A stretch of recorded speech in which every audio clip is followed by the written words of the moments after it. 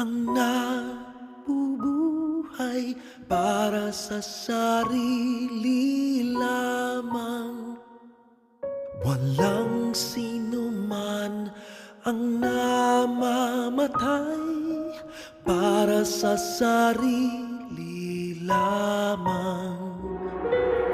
Tayong lahat ay may pananagutan sa isa't isa. Tayong lahat ay tinipon ng Diyos na kapiling niya.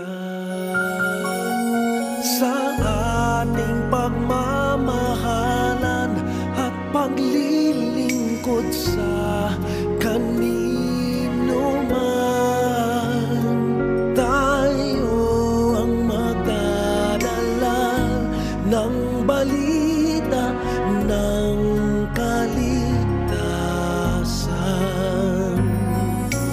Tayong lahat ay may pananagutan sa isa't isa. Tayong lahat ay tinipon ng Diyos na kapiling niya.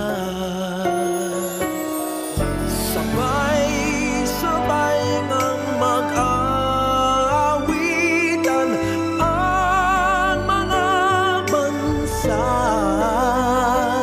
Tayo'y tinuring ng Panginoon bilang mga anak.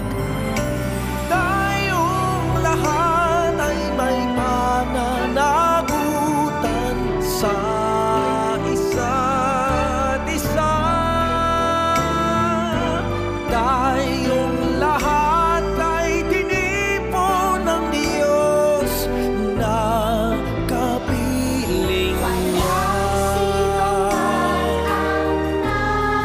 Nabubuhay para sa sarili lamang.